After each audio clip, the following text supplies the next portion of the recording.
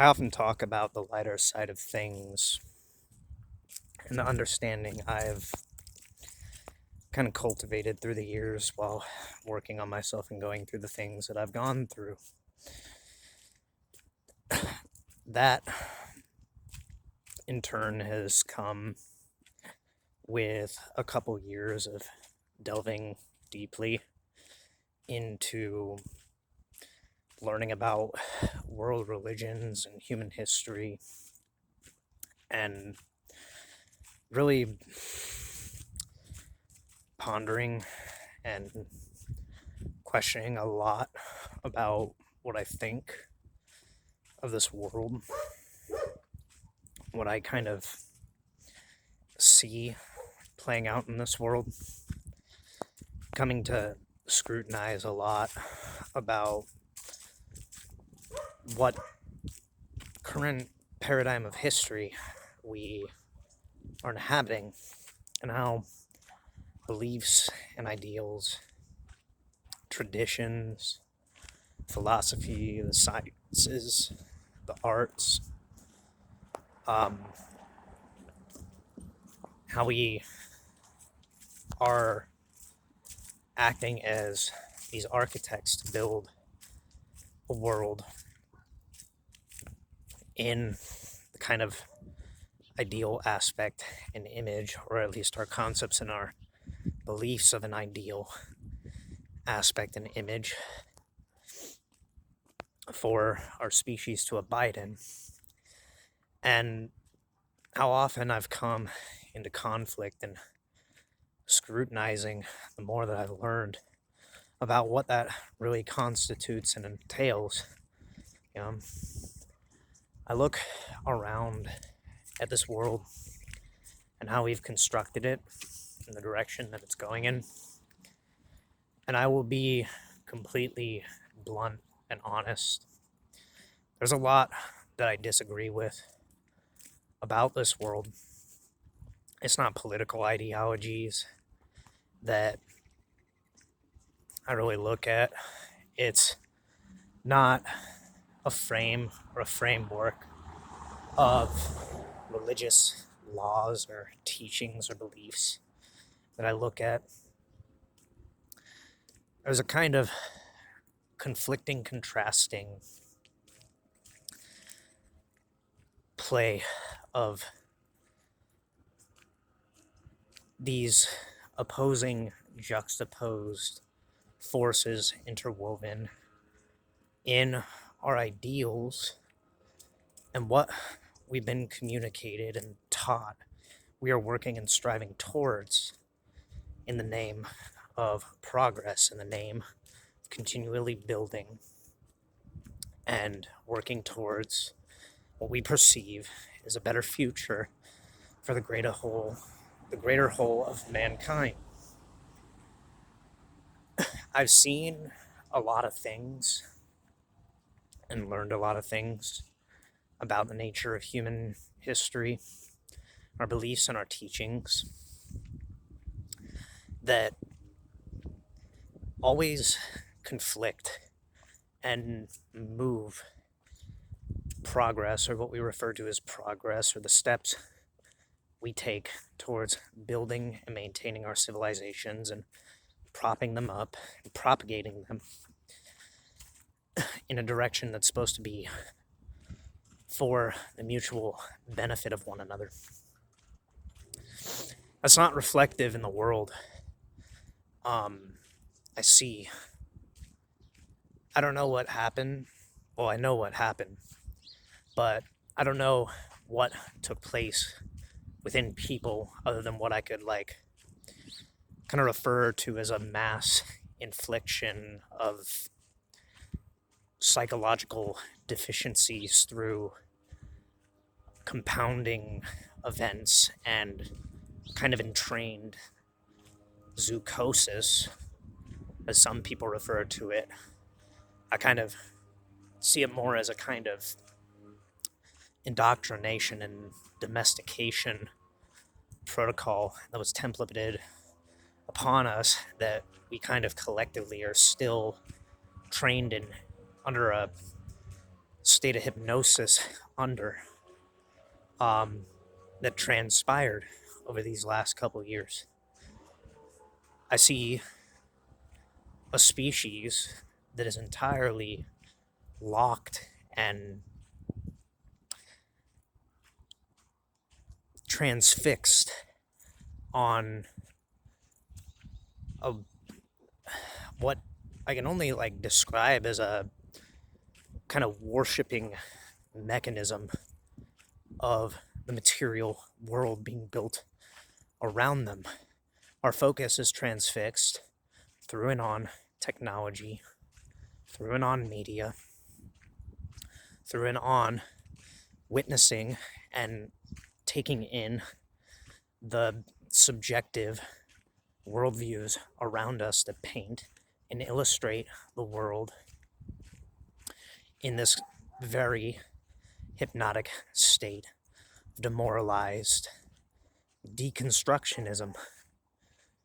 We're unintentionally being trained to observe the world, and while it is necessary to have discernment of certain things, we're not being trained necessarily to discern so much as we are being trained to take on the lens and the aspects and the ideals of judgment that exist within the very schema of control people in positions, power, and authority have.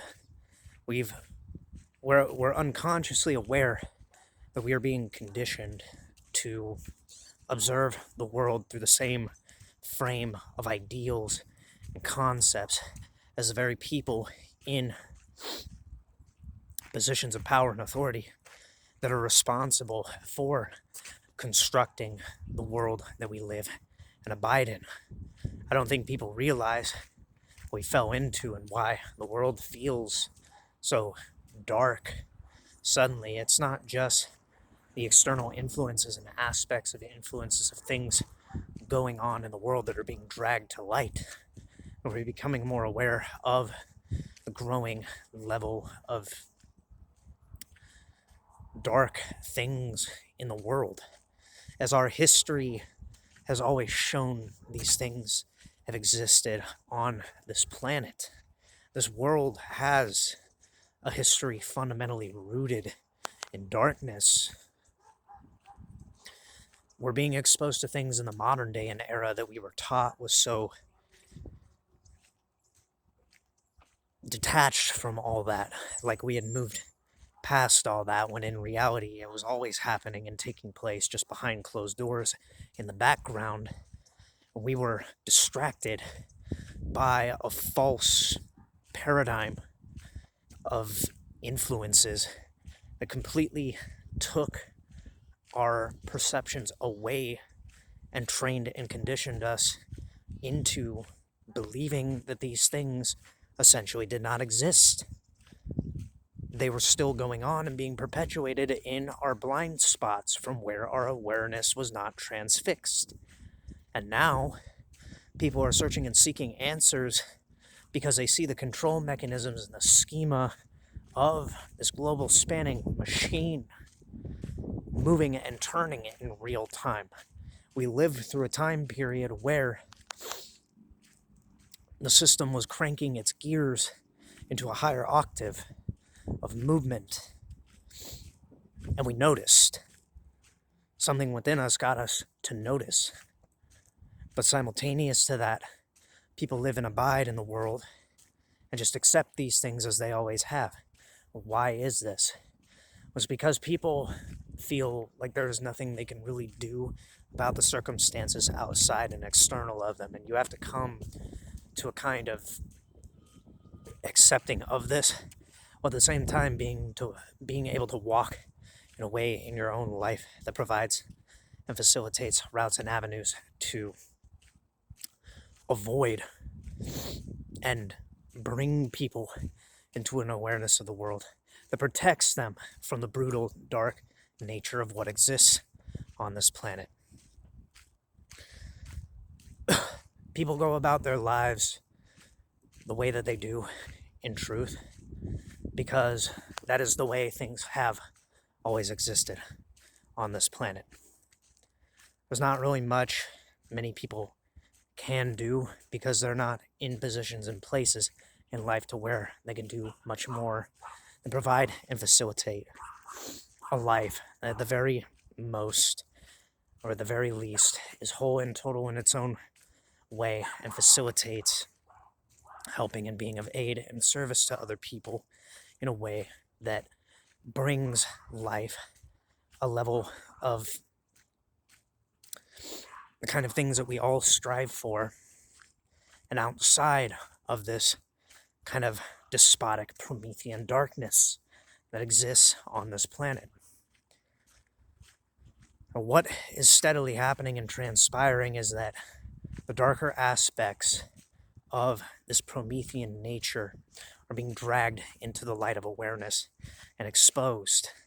The control systems and the mechanisms are lashing out and attempting to suppress that exposure, because the reality is, in this world, the systems run and feed off this dark Promethean nature to kind of fuel it as a final reserve should things happen that are too calamitous and catastrophic, I lost my words, to allow and permit the continued exercising of power and dominion and authority over a populace that becomes too perceptive and too aware or too mass spanning to be controlled. The dark Promethean nature that exists within the human subconscious mind that drives and compels people into this more brutalistic, animalistic, material-based worship of the world and using the world no different than an animal. It hides and it sequesters and it pipelines itself through a kind of underground circuitry that operates in our systems in secrecy and is protected in the way that it is because it is the final fail-safe and resource that power uses and clings to through manipulation, blackmail, ransom, distortion, predation. This is the reality of the dark things that exist within this species that continuously have gone on throughout our history and continue to go on to these days. You can put any name and label on it, but it would be misconstrued through different ideological and philosophical, spiritual lenses, and that scattering really doesn't paint a mask and a picture upon it that it cannot then utilize and weaponize in a way. It hides behind our ideals, it hides behind our beliefs, and uses methods of tyranny and intimidation to get away and escape back into the dark, as it always has throughout history. It wears the guises and veneers and the masks of what human beings bring into the world and facilitate. This is what we refer or define our concepts of things like evil as. They're not able to create on their own accord. They can only manipulate and destroy and corrupt things. And this is true. This aspect, this darker aspect, it can only impose its will on other forces that facilitate and act as conduits and avenues and vehicles to getting what it wants, because it cannot create on its own accord. It cannot be steered by two masters in this world, and their master is of a nature that is entirely animalistic and predatory. It focuses on corrupting and manipulating and intimidating and distorting the wills of other people through the threat of force.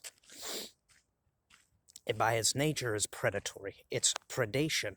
It is the Promethean aspect, the ancient nature of humankind and our more animalistic materialistic body overriding the capacity and the ability of the spirit and the mind, the emotions, to be balanced and centered in a way that is conducive to creating things that are of a higher nature, a higher aspect. Things like the arts and the sciences have always been controlled and subverted, and attempts have always been made to steer and essentially reverse engineer the things that other people produce and bring into this world for the sake and purpose of weaponizing them. We have bureaucratic institutions and politics that people don't see are essentially a global spanning religion in themselves. They operate and navigate and basically facilitate through law and the threat of punishment or reward or incentive or force the distribution of assets and resources necessary to surviving. When you really lay it out for what it is, does any of this sound sane or rational? You were brought up in a world that teaches you that this is the norm. Basic necessities needed to facilitate survival and the things most necessary to the preservation of human life and existing in this world the way that we do are commodified and treated as assets and resources in nothing more than a giant strategic board game used to manipulate and circulate different people with different aspects and different resources and things allotted and offered and available to them that serve as conduits and paths and avenues to progress them through life in a kind of conditioned state. Our world is bought and sold. It's a strategic game. It's a game that is manipulated through projecting narratives and arcs of storytelling, essentially, into the world, into the collective awareness that condition metacognition, the conscious and the subconscious mind that play upon your thoughts and emotions and shape and navigate, mold your world and your worldviews, your identity, your personality, the things you like, the things you dislike, the things that you agree with, and the things that you don't agree with. It cuts and divides and splits everything down the middle into two and creates an order born out of juxtaposing forces, when in reality these juxtaposing forces, they exist and abide within us. What is the force inside you that deems and determines something external of you, good or evil? What ultimately produces that? It's your own cognitive understanding. It's your own biases that have been trained and conditioned within yourself. Something that you reject, that you see in another and deem evil, is ultimately something that exists and abides within you that you have rejected. A conscious or subconscious or unconscious aspect of something within you that you steer away from on a cognitive or spiritual level or an emotional state, whatever it might be. You reject it outside and external of you because there is a part of you that has been taught and trained and conditioned to see it as something detached from you, something external of you. You project it on to the external world and the environment and navigate through the world, essentially seeing these different aspects of things that you reject in yourself as potentials on other people, within other people, people who are no different than you. And the reality is, the truth is, the source of your awareness, the source of your consciousness, the source of your spirit, it's all encompassing. The real truth is, there is an aspect of these polarities that we have divided and juxtaposed within each and every one of us. There is just as much capacity as a person to be wholly and totally good, just as much as there is a capacity for a person to be wholly, totally evil existing within each and every one of us. The truth and the reality is it's a balancing act. Certain things that exist in the world that you see external of others actually exist in you. They're your own thoughts and your own emotions projected onto an external source. They're meant for you to understand and to conquer, or to challenge, or to overcome. Your pitfalls and your shortcomings are the things that you see as a malevolent force and an evil in this world, while there are people that fall into that Promethean architecture of their own material body, their own material existence, their animal nature. That capacity also exists within you. And this is a hard thing to understand. This is the most difficult thing to understand about the dualistic nature of good and evil that exists on this world through our frames of morals and ideas, because they have been manipulated and distorted and played out in a way where we project and perceive evil as something externally created by people, other people. But everybody has the capacity for that. Does it make it good? No. Does it make it something that should be morally justified? No. The reality is this inlaid animal nature that exists within all of us, that exists in the body as a biological organism. It's something that our evolution is all about witnessing, experiencing, and overcoming. Accepting it, but not allowing it to drive and control our lives. It is a subconscious metacognitive process through instinct that over time can become distorted and corrupted through repetitive patterns and processes, and our own inability to escape our mental limitations that we impose upon ourselves through this subconscious.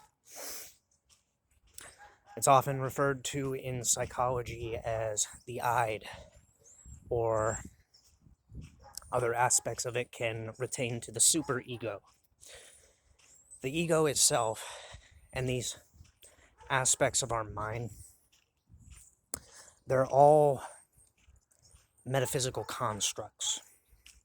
They're ideas. They're ideas produced through the body and its biology through aspects of archetypes, human-made reflections and constructs of things and images that are a product of the natural world around us. They're reflected and refracted through us as living symbols. This is where our ideas of things like angels and demons, demigods, gods, mythological creatures come from. Folktale stories, religious stories, all these different things are a product of the human mind. And that is not to say that this mind is wholly, totally corrupted and evil or needs to be avoided. It is a byproduct of biology that serves as a kind of antenna, an antenna that can create or destroy. It can raise itself into a level of understanding and an awareness that brings about higher aspects that mirror and reflect the good, what we refer to as the good, the nature of creation and creativity that mirrors and reflects a cycle of life and a relation that is symbiotic with nature, that facilitates benefit. If it becomes rooted in the more animalistic nature of the body, we basically fall from the ability to retain a level of metacognitive awareness, consciousness over that mind, and the mind overtakes control of us. We become mistakenly identified with our thoughts, and our thoughts are not necessarily something that we produce. They're a product of the body. They're a reflection of experiences. All your thinking and all the aspects and the ideals of your reasons and your relation to the world, what you seek out of it, what you pursue. It is a story that is built out of a looping repetition of past events and circumstances and your awareness, your understanding. It transceives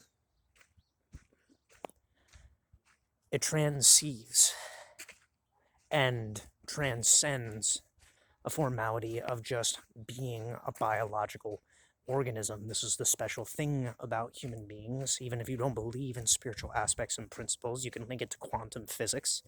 It's really a marvel and a miracle in itself that it exists. It's beyond our ability to conceive our own nature in a lot of aspects, because the conditions of the human mind for its understanding, it's multifaceted. It understands the world just as much through symbols, colors, perceptions, the senses, somatic experiences through the body, just as much as it understands information, words, numbers. Our mind is only rooted, really, in perceptions of reality, of whatever that mental framework has the capacity to fathom. Our mind generates our understanding of the world through a kind of reflecting and refracting of nature. And in that sense, all aspects of our nature exist and abide within us, but there are things that go beyond that nature that are just wholly and totally unexplainable in a lot of ways. There are things that play on the motion of nature and the rationales of nature that the mind cannot make sense of as a biological organism, no matter how we attempt to explain it. That our world exists the way it does in a perfect, stellar alignment that facilitates biological life and material organisms to live and exist and abide upon it in the way that it does is nothing short of miraculous. And it is, in a lot of essence, no matter what we postulate or try to communicate through our own ideas and our constructs through science, or however we choose to see and explore it, all of it at the end of the day is a product of the mind, and essentially our imagination, our memory. Whatever force is behind this development, this evolutionary development, if you believe in such a thing, is nothing short of miraculous in itself. Because matter produced this, energy produced this. That would give credence to the idea that matter and energy, just like the laws that exist within nature that allow everything to permeate, as an inlaid conscious intelligence to it already. Anything that we produce is just a mirrored reflection of something that is already played out. The dark things that exist in this world, that persist in secrecy, that have been shunned away and attempted to be hidden, they predate on. The reason why they are hidden is because they predate on a certain time period of human psychological development and pathological development that exploits nascience, or what we would refer to as childlike innocence. It is where the mind of the human being is in a developmental stage where it's still exploring and building its understanding and cognitive awareness and metacognition of the world and a relation to it.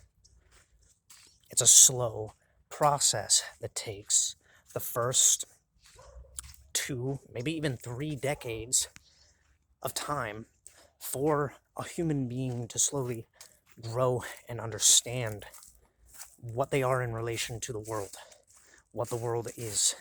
And all the while we are bombarded with influences around us that train and condition and kind of hypnotize our attention and awareness into accepting certain perceptual barriers and barricades that exist in multiplicity in this world that turn it into a fun house, a hall of mirrors that we all have to navigate. There are systems and secret orders that exist and have existed throughout all of history that play and prey on this fact. And in this modern day and age, what we have essentially created through technology is a mirror for the mirror. We've created a mirror that reflects the funhouse and exposes it for what it is. But at the same time, even that is trying to be controlled and weaponized and utilized in the way that it is. What it's steadily exposing is the truth of a dormant aspect of predatory behaviors that have existed on this planet that have been subverted and hidden and cloaked in secrecy and manipulation, that have utilized and exploited a kind of developmental metacognitive state in human development to shape and mold and essentially reverse engineer the path of human evolution and to steer it into a course where it is a malleable, exploitable, blank canvas through which influences can be pumped into. Your tastes, your likes, your dislikes, the aspects of things that you enjoy in this world, the aspects of things that you dislike about this world, they're all a product of your own understanding. They're all a product of how you relate to this world, cognitively, emotionally, spiritually.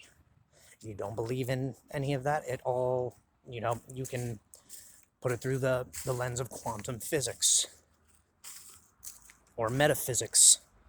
Whatever you are attracted to has a pull and a draw on your attention and an awareness for a specific reason.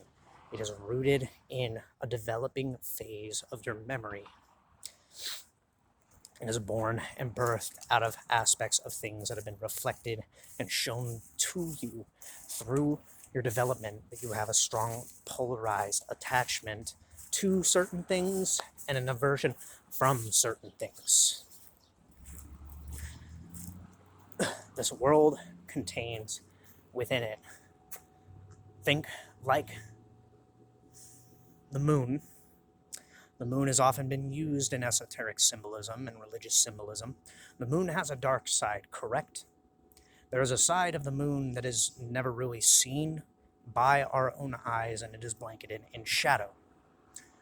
The world has a reflection of that existing on it that has, throughout history, evaded and used an understanding of the growth and development through essentially watching and becoming metacognitively aware of not only itself, but the evolution and adaptation of the people around it to control it, to steer its growth and development and put it into different